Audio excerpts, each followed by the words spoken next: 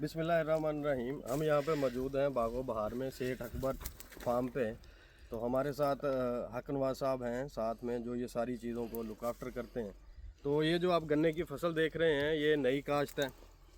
यहाँ पे हमने जो बेसिल डोज में एक पैक आरजीवेट का 40 NS और साथ में DAP एक बैग हमने इस्तेमाल करवाया था। उसके बाद फिर आफ्टर जर्मिनेशन हमने अल्ट्रासोल P44 जो है वो फ्लड करवाई है।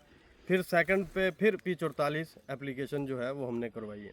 तो अभी गन्ने की सूरत हाल आप दोस्त देख रहे हैं सारे, माशाल्लाह जर्मिनेशन अगाव बेहतरीन है। मज़ीद जो है हम हक नवाज भाई से बात करते हैं, ये हमें बताएंगे कि इन्होंने क्या फ़र्क देखा और इनकी क्या आगे प्लानिंग है। जी हक नवाज भाई, कैसे आप देखते हैं इसको कि अल्हम्दुलिल्लाह फसल लश ग्रीन है सर। सबसे पहले तो आरजी वेट के रिजल्ट बहुत अच्छे हैं। हमारे पास ये ज़मीन ज़रा सख्त थी, उसकी वजह से हमारी टिलरिंग बेहतरीन है। हर पौधा कम से कम 8-10 टिलर लेके खड़ा हुआ है। भले आप वीडियो नीचे करके दिखा सकते हैं। ये टिलरिंग के ये अभी 1 2 3 4 5 6 7 8 9 10 तक टिलर हैं। CPF 253, हालांकि टिलर कम करती है वैरायटी। इसको टिलरिंग की रीज़न यही है कि आरजी वेट हमने डाला है, उसके बाद P44 कंटिन्यू हमने किसी जगह पे 2 दफ़ा यूज़ की है 12.5 किलो यूरिया के साथ, और किसी जगह पे हमने 3 दफ़ा की है। अभी हमारी अल्हम्दुलिल्लाह पर एकड़ हेडलेंट जिंक जो है इनका 500 ग्राम वो भी हम फ्लड कर रहे हैं। अच्छा हक नवाज भाई, थोड़ा सा ये बताइएगा, हम क्लेम करते हैं कि आरजीवेट आप जो है बेसिल डोज में इस्तेमाल करें, आपका अगाव जो है वो 99% होगा। तो क्या आप उस बात को जो है मानते हैं कि बिल्कुल ऐसा है? बिल्कुल बिल्कुल अल्हम्दुलिल्लाह। ऑलरेडी जो फरवरी काश्त सर होती है उसकी जो जर्मिनेशन होती है 50% होती है। जो भी हमने जितना भी हमने सेट्स यूज़ किए थे आरजी वेट डालने की वजह से हमारी अल्हम्दुलिल्लाह 75% जर्मिनेशन तक हुई है। तो ये आपने कितने एकड़ पे इस्तेमाल? कहते हैं कि जो DAP है, DAP की अवेलेबिलिटी जो है वो बहुत कम है और स्लो रिलीज है वो। और अल्ट्रासोल जबकि P44 जो है, जहाँ पे जिस तरह हमारे ये कलकेरियस रकबे हैं, यहाँ पे pH इनका हाई है, जिस तरह आपने बात की कि बहुत ज़्यादा सख्त है ये ज़मीन है। तो P44 से आपने क्या देखा कि उसके फ्लड करने के बाद क्या क्या तासुरात फसल पे नज़र आए? DAP हमारी तकरीबन ऐसे ही समझें सर 66% ज़्यादा हो जाती है मेरे अंदाजे के मुताबिक। हर बंदे की अपनी ऑब्जर्वेशन है, तकरीबन आधी तो लाजमी वो ज़्यादा होती ही होती है, पौधों को लगती नहीं है। P44 जैसे ही हम डालते हैं 8 दिन के बाद आपको फसल लश ग्रीन नज़र आती है। उसका pH जो लेवल है वो कम है, उसकी वजह से अल्हम्दुलिल्लाह फसल हमारी शानदार है। ओवरऑल पूरा फॉर्म हमारा ऐसा ही है।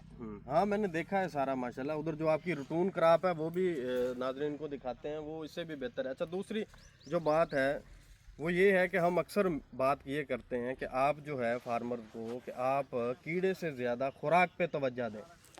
जिस तरह आपने दी, आपने बेसिल डोज में जो है इसको इस्तेमाल किया, आरजीवेट को 40 NS को P44 को। आगे अभी जो है हम दिखाते हैं अपने नाजरीन को कि ZN की एप्लीकेशन हो रही है। तो पेस्ट यहाँ पे नज़र नहीं आ रहा। ये तो एक सैंपल सी चीज़ है सर।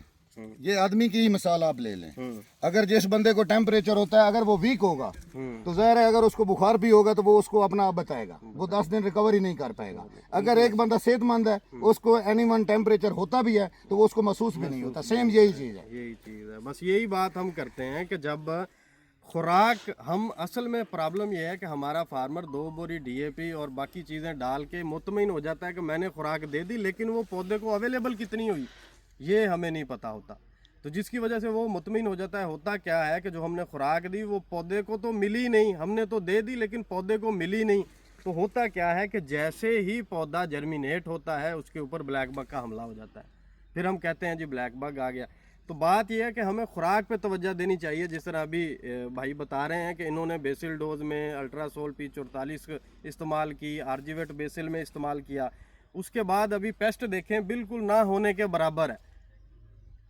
तो अभी हम चलते हैं आगे। अभी जो है शाहनवाज भाई, आगे आपका क्या प्लान है? अभी आप ZN फ्लड कर रहे हैं, आए चलते हैं देखते हैं क्या एप्लीकेशन हो रही है। अल्हम्दुलिल्लाह अभी हम NP और 1 बैग NPK डाल रहे हैं, आधी यूरिया डाल रहे हैं, उसके साथ हम ये हेडलैंड जिंक यूज़ कर रहे हैं। ये हमने तमाम 183.4 एकड़ के लिए ले लिया हुआ है। तकरीबन हम 100 एकड़ को यूज़ करवा चुके हैं। 83 एकड़ का इसी ये 3-4 दिनों में रिकवर हो जाएगा।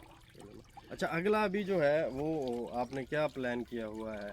हमारी जो रिकमेंडेशन है, हम शेयर ये कर लें कि हमारी जो रिकमेंडेशन है, जैसा कि सबको पता है कि अभी रहीम यार खान में टेम्परेचर जो है वो रियल फील में 46-47 पे चला गया और आने वाले वक्त में ये कह रहे हैं कि 50 से प्लस जाएगा।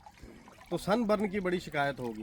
तो स्वाद एग्रोकेमिकल इस हवाले से एडवांस में काम कर रही है पिछले 2 साल से कि आने वाले वक्त में ये मसाइल हमें पेश आने ही आने हैं। तो उसके लिए जो हम रिकमेंड करते हैं, हम ये कहते हैं कि हमारे पास है अल्ट्रासोल 16, 22, 23, जिसमें 16% नाइट्रोजन, 22% फास्फोरस और 23% उसमें पोटाश है।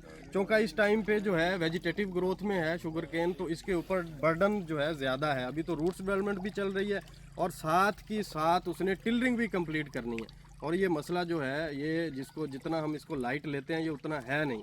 अगर यहाँ पे हमने नंबर ऑफ प्लांट खेत में पूरे ना किए तो हम उसके बाद जो मर्जी एक्सपेंस कर लें, हम पैदावार नहीं ले सकते। तो ये टाइम जो है इंतहाई क्रिटिकल है। तो हम रिकमेंड करते हैं कि अल्ट्रासोल 16, 22, 23 जो है वो आप 5 से 6 किलो वो साथ में, और साथ में अल्ट्रासोल एंटी स्ट्रेस, जो कि स्ट्रेस मैनेजमेंट के लिए बेहतरीन प्रोडक्ट है, जो कि ये हाईली टेम्परेचर है, 10 kg दोनों मिक्स करके आप यूरिया के साथ फ्लड करवाएं। इंशाल्लाह आपकी जो है मुतवाज़न खुराक भी मिलेगी, आपकी टिलरिंग भी भरपूर होगी और सनबर्न वाली शिकायत भी नहीं होगी।